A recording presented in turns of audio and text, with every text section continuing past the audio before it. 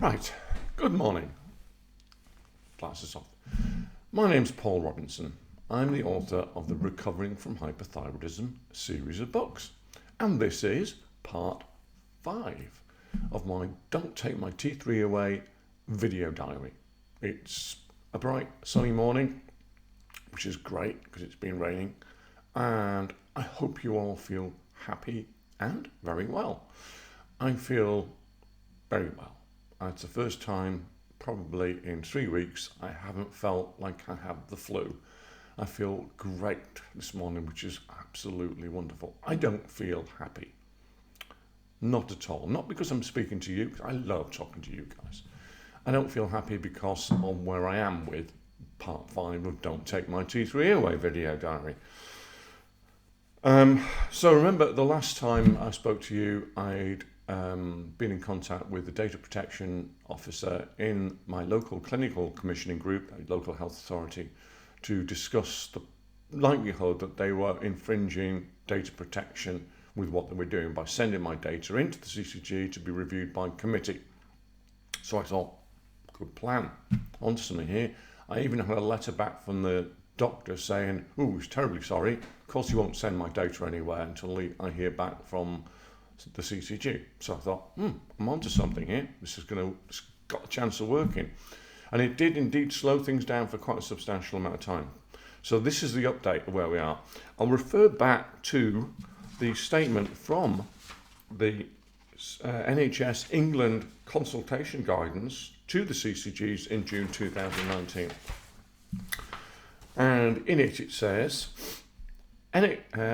advise CCGs that individuals currently prescribed liothyronine should be reviewed by a consultant NHS endocrinologist with consideration given to switching to levothyroxine where clinically appropriate.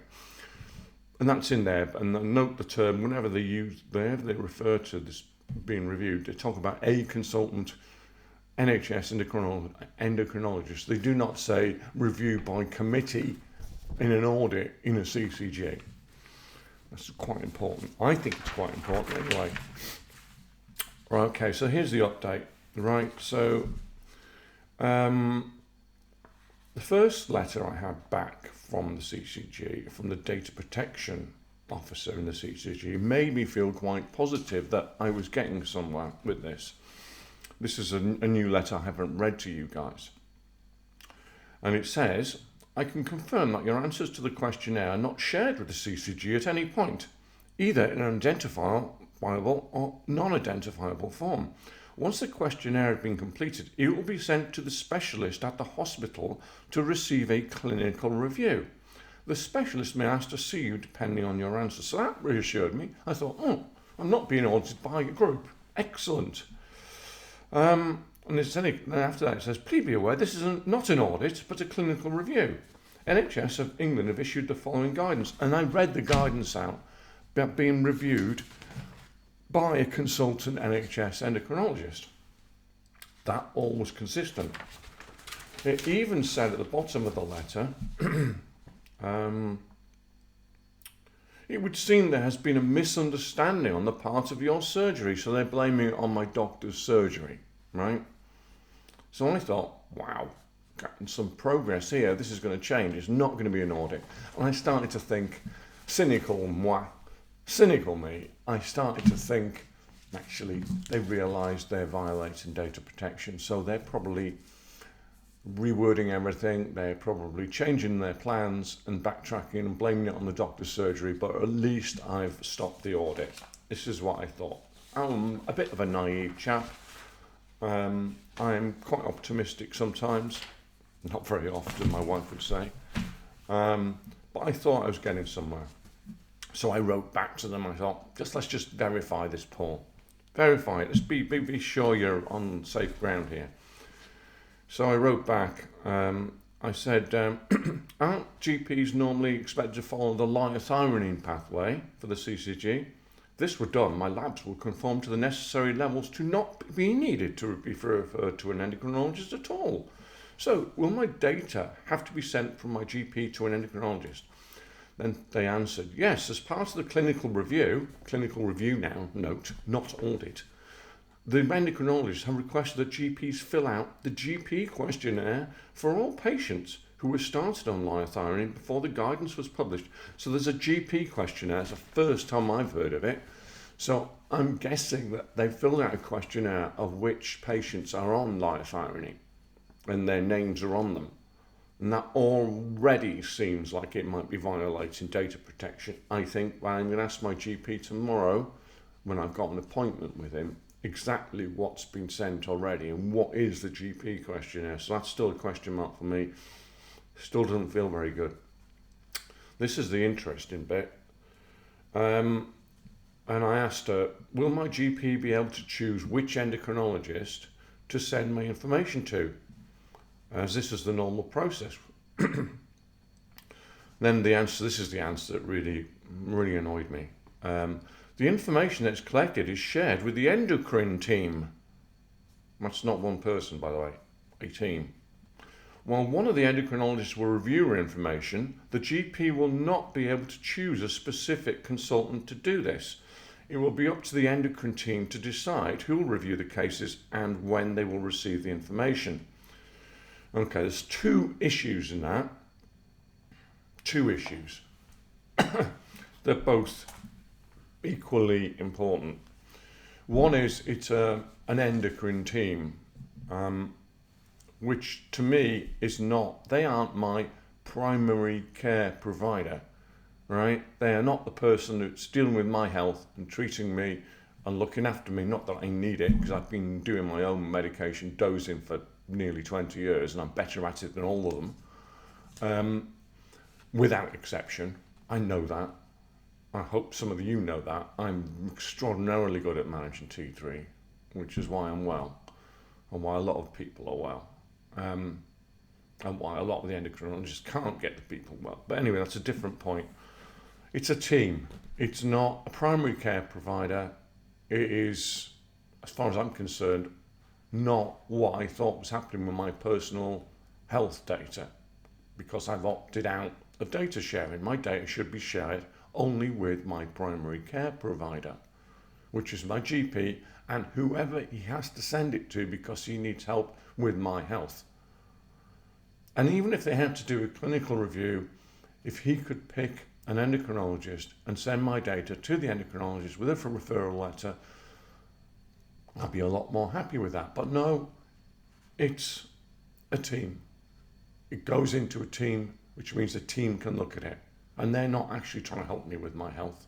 They're auditing my information as far as I'm concerned. So effectively, this is an audit now dressed up as a clinical review. All they've done is change the wording. Okay, I am not happy with that. The second issue is, well, that's a big issue. The second issue is almost the same issue. All endocrinologists are not equal. So it's potluck who I get. And some have different views to others. Some are brighter than others. They are not equal.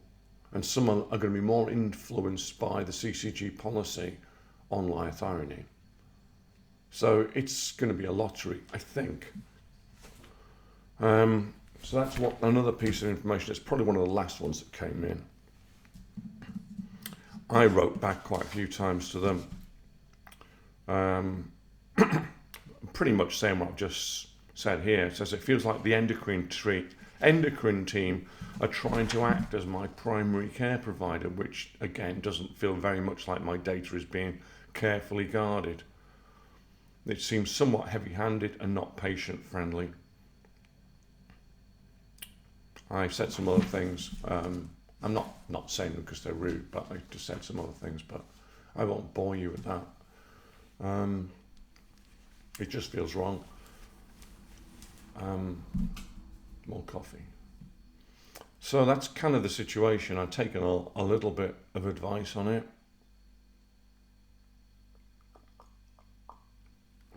It seems that what they're doing is completely unethical. That's obvious. Can they do it legally?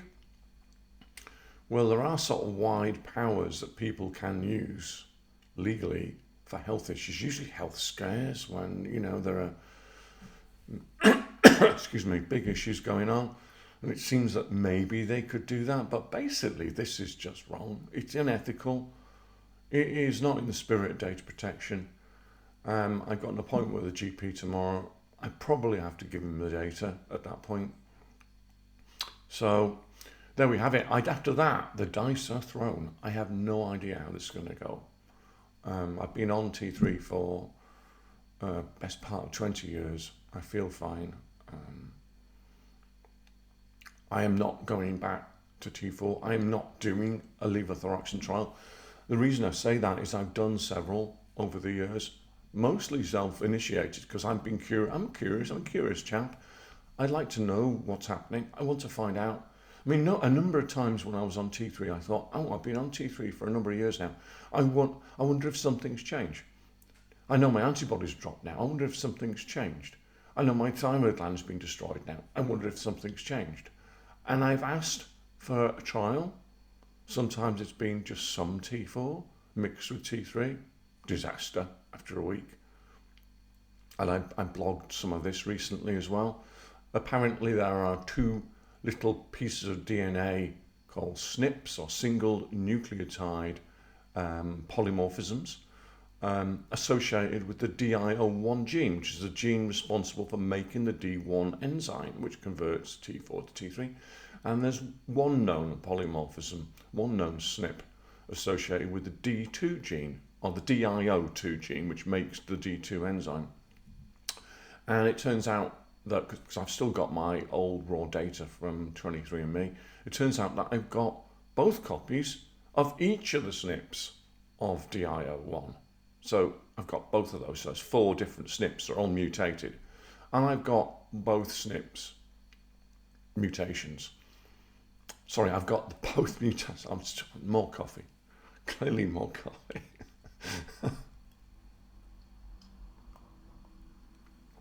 I've got both mutations on the one SNP on DIO2 gene. So there are 6 possible places between DIO1, DIO2 that I could have a mutation. I've got all 6, 100%. Okay, plus the fact I've lost my thyroid gland now through Hashimoto's, which means I've lost nearly 25% of my ability to convert anyway. So I'm not doing it. I've been on a number of trials. It's always been disaster. The worst one, and I haven't written about this, but I sort of did yesterday to a few people on private message, and I'm going to say it now, just for the record, so it's out there. The only time I've done a full trial, and this is prior to writing the Recovering with T3 book, was when I had a period of high cortisol. I didn't know it was then. I had a period of high cortisol. Turn the camera down again. I hope that hasn't been up like that the whole time.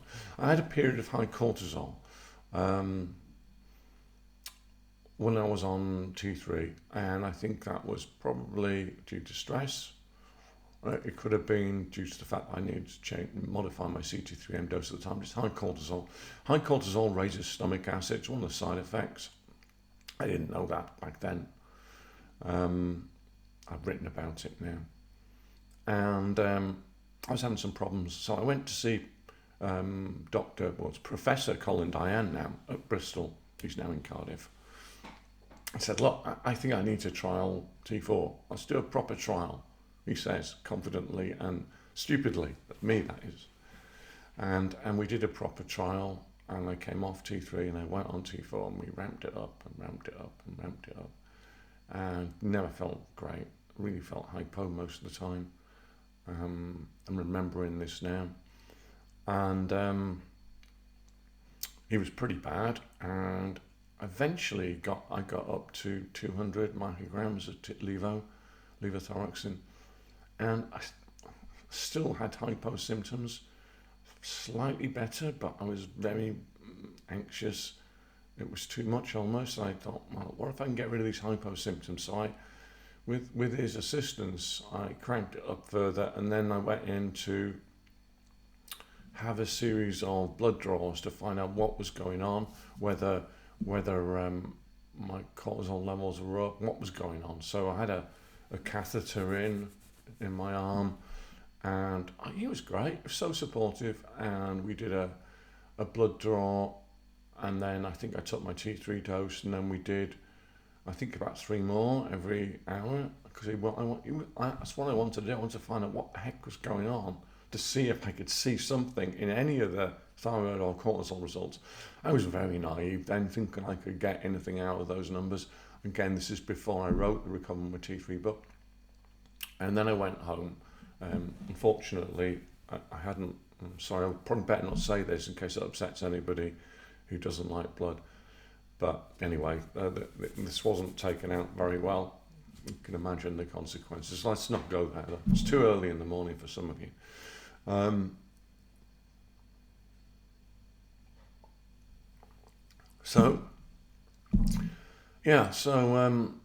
Anyway, I didn't feel well. I was on 250 micrograms of T4. I was symptomatic, really very edgy, very anxious, very stressed out, very worried, couldn't think straight. And I think it got to 1 late afternoon, early evening. And I'd been out to the shops, I bought something. And I found myself in the garage with, on the top of a step ladder, facing the thing that I'd bought, which was a rope tied to a big beam with a noose at the end of it. And I stood on the top of that step ladder, and I was that close. And I stood there, must have stood there for 5 minutes, 10 minutes, urging myself to do it, because I was so depressed, so fed up, so stressed out, so sick of feeling as I felt. But I didn't do it, by the way. I'm just checking. I didn't do it. But I did come off T4 immediately after that. I never did another full T4 trial. I've tried bits of it, even since then, lots of times. But I never did another T4 trial after that. I have sort of written about this in the Recovering with T3 book. I've said that too much T4, when you can't process it properly, can do strange things to your head. It can make you depressed, suicidal. That's all I've said. But I was very, very close. So when I see my GP tomorrow, if I ever get to see an endocrinologist about this thing, I will be very, very clear. I will not do another T4 trial under any circumstances whatsoever. Anyway, there we are. That's the update. I will be seeing my GP tomorrow. I'll probably have to give him the data, and then the die is cast, and we'll see what happens. So I'm fighting this as best I can, mostly in case it happens to anybody else, because I wanted to find out a way around it for other people.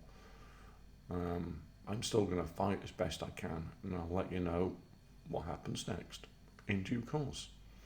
Again, I hope you're all having a very happy and healthy day. And it's all from me for the moment. I'm having a very healthy day, which is great. The sun's out. All's good in the world, apart from the fact that there are lots of bad endocrinologists and bad CCGs in it. Bye for now.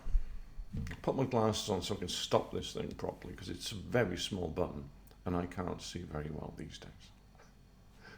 Bye for now.